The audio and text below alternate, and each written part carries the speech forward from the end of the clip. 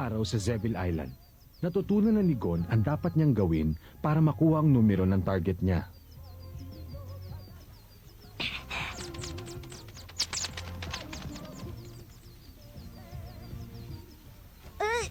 Aray! Nagdudugo na pala ang kamay ko. Sa bagay, 2 araw na walang pahinga ko na rin pinipihit ang pamingwit ko. Pero ngayon talagang asintado na ako sa paghuli ng mga ibon. Habang lumilipad sila pa ibaba para hulihin ang pagkain nila. Sa ganitong paraan, magagawa ko na rin nakawin ang ID number ni Hisoka. Ngayon, kailangan ko na lang siyang hanapin. Aray! Ang problema, paano ko ba siya mahahanap? Siguro pwedeng maglakad-lakad lang muna ako at papakiramdaman ko na lang siya. Ano to? Bakit nila ako pinapalibutan?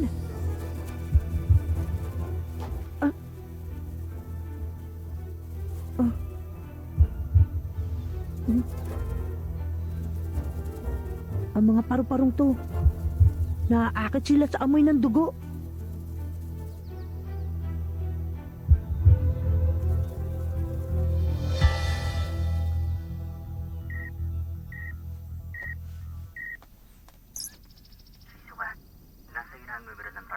Hindi. Wala pa sa akin. Alam ko na, hindi mo pa kilala kung sino ang target mo, no? Hindi pa nga. Gusto mong sabihin ko sa'yo? Hindi. Salamat na lang. Maghahanap na lang ako ng ibang tutugisin.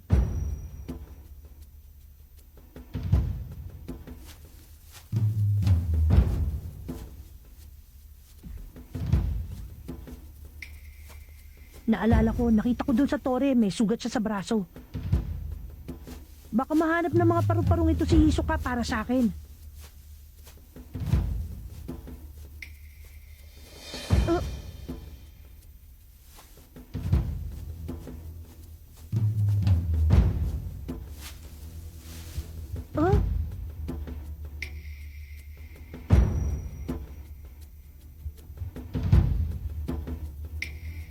Ito yung nakita kong tinamaan ng pana kahapon.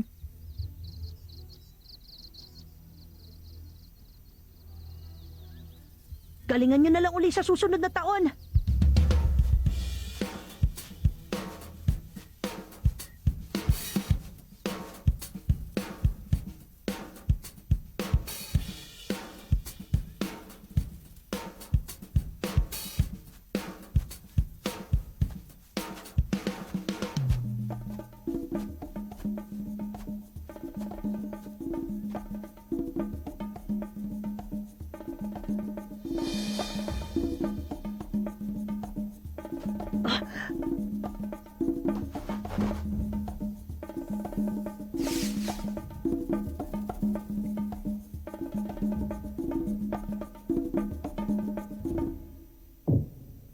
Si Hisoka!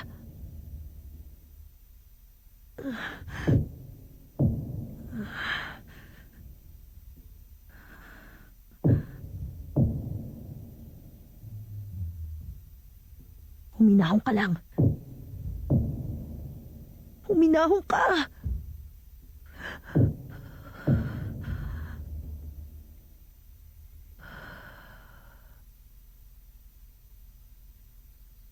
Kailangan ko lang maghintay. Sa unang pagkilos ni Hisoka. Pambihira naman. Bakit parang ang galing naman nilang lahat magtago? 2 araw na. Wala pa rin ako nakikitang ibang tao. Huh? Sino yan? Oh, relax ka lang! Ako lang to, pare! Tomba! Huwag mo sabihin sa akin ako ang... Hindi! Easy ka lang! Wala kang dapat ipag-alala. Hindi ikaw ang target ko. Patunayan mo muna! Oo! Ayan!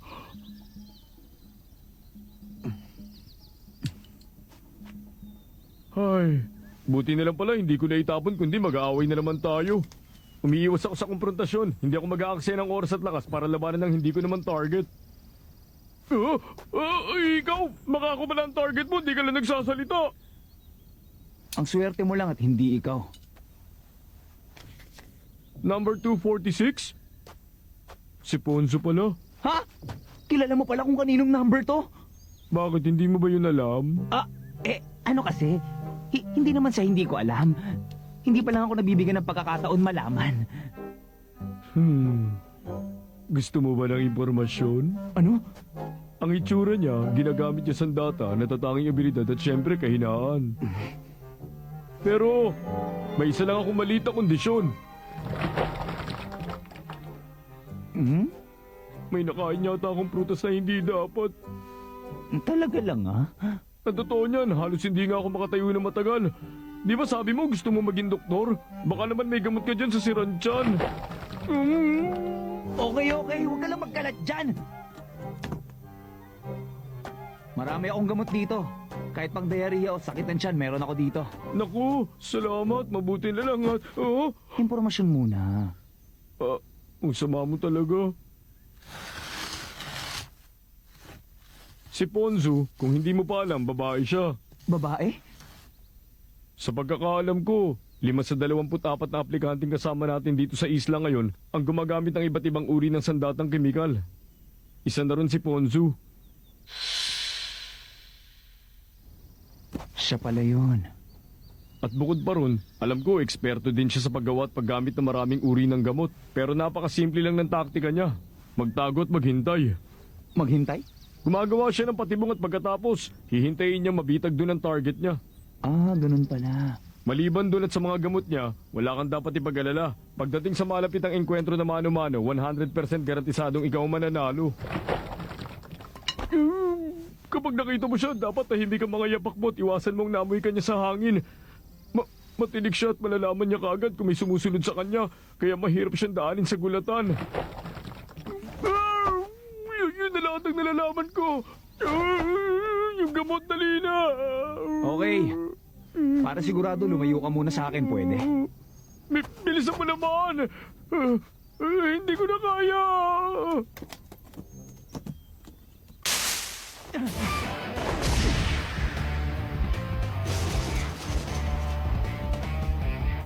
Lagot!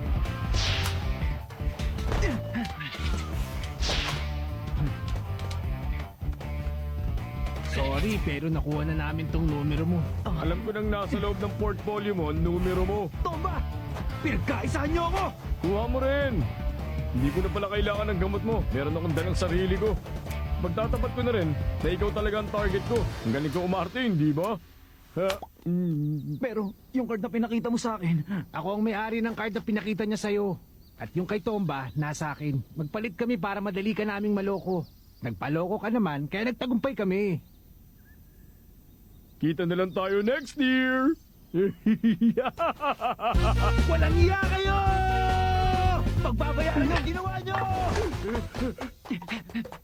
Tomba, kita na lang tayo sa dating tagpuan. Okay.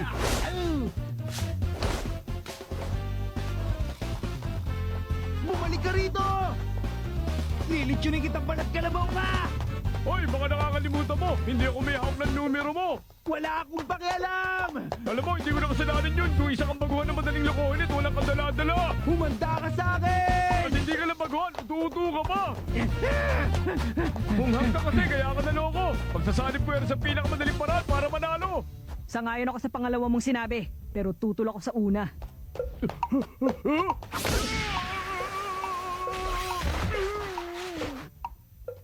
Kahit hunghang pa siya, mali ang manloko ng iba.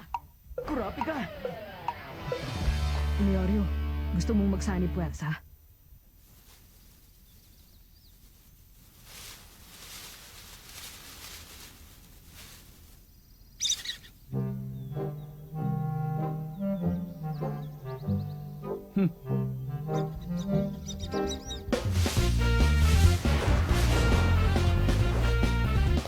Bumalik ka dito, taong unggoy ka! Isoli mo ang numero ko! Subukan mo kaming huliin kung kaya mo.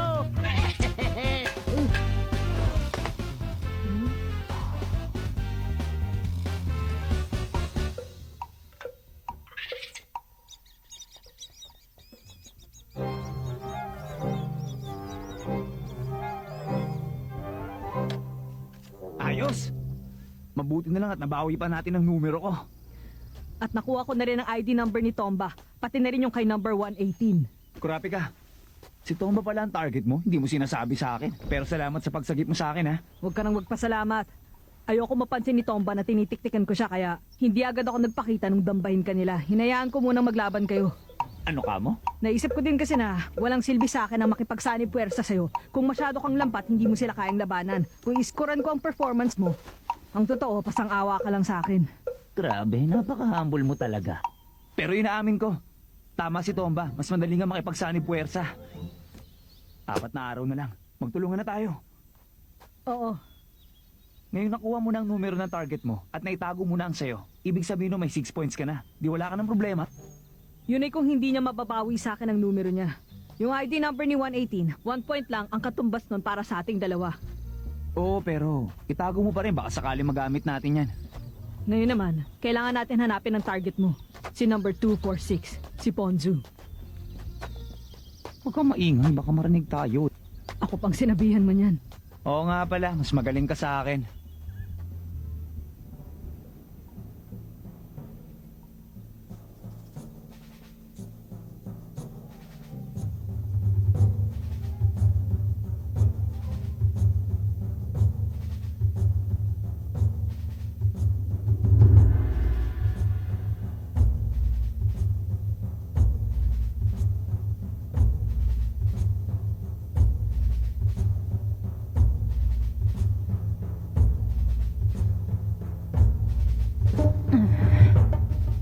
Kanina ka pa nakabuntot mula nung mag-umpisa ang exam.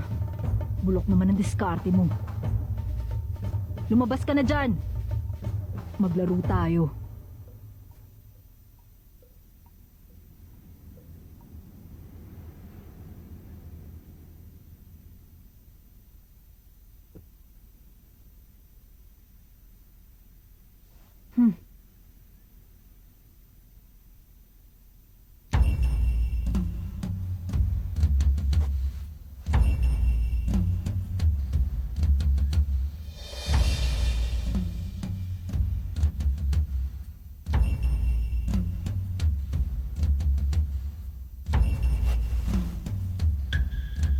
Bakit ayaw mong lumabas? Alam kong nandiyan ka. Kailan niya ako napansin? Kung ayaw mong pumunta sa akin, ako na lang ang pupunta sa'yo.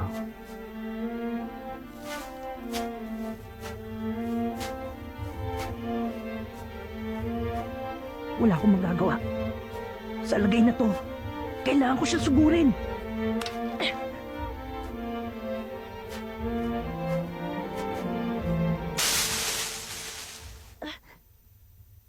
Kanina pa ba siya doon?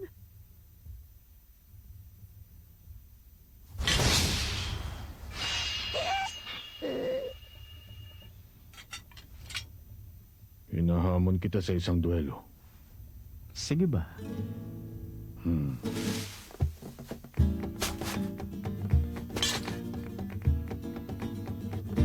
Ito na yun.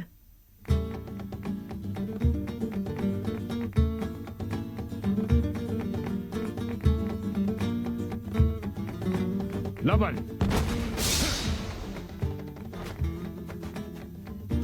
Malapit nang dumating ang pagkakataon ko. Sa oras na tapusin ni Hisoka ang kalaban.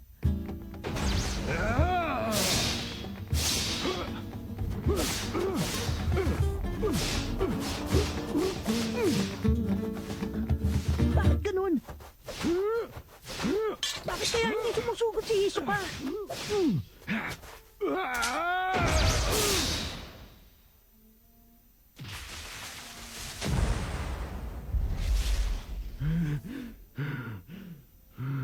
Hisoka, sabihin mo, bakit? Ayaw mo akong labanan. Kapag patuloy kitang iilagan, mamamatay ka rin naman kahit wala akong gawin.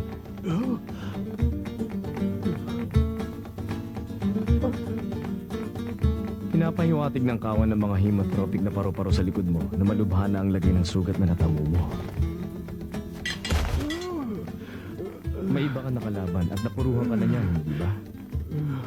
Pero nauunawaan kong kagustuhan mong mamatay ng may dangal sa isang laban. Sinungaling! Kung talagang nauunawaan mo ko, bakit pinagkakito pa sa akin ang huli kong kahilingan na mamatay sa laban? Sorry, hindi ako interesado sa mga patay na. Ano? Hindi ba ako? Hindi ba?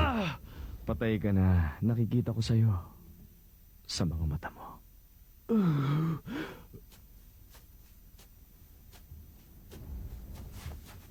Paalam na.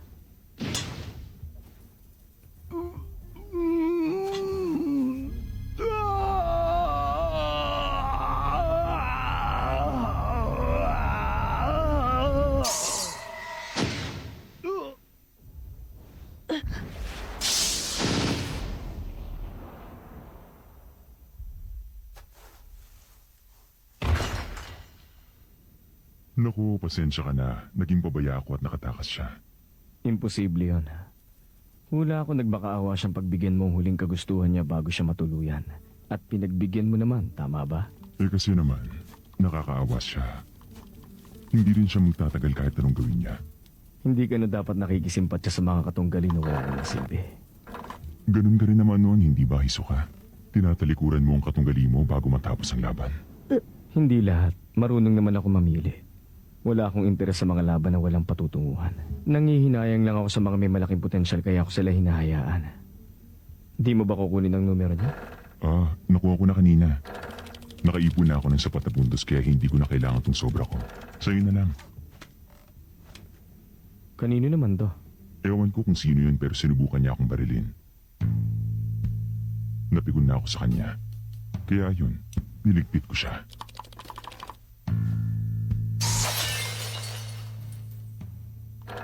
Paano?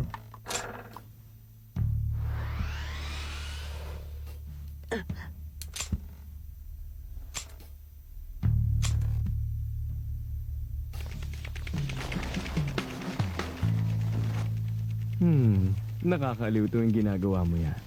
Mahirap din para sa akin ang panatili ng ano kung yun. Yan, mas maginhawa na.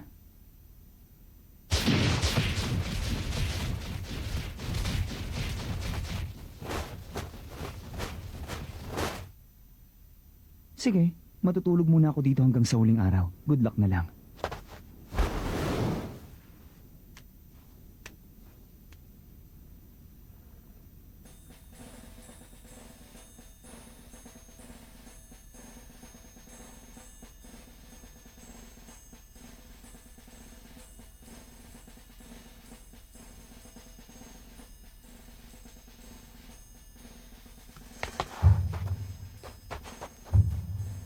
Mukhang lalo yatang dumidilim ah.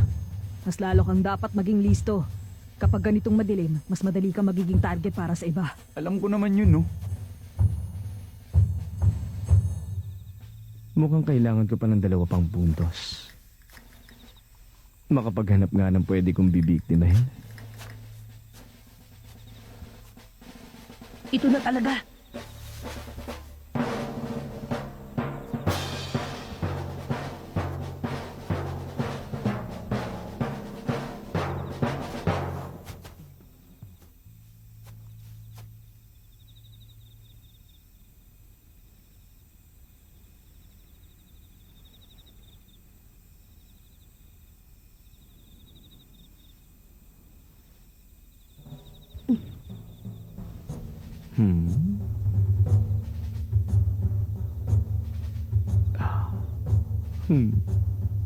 Nakita ko na.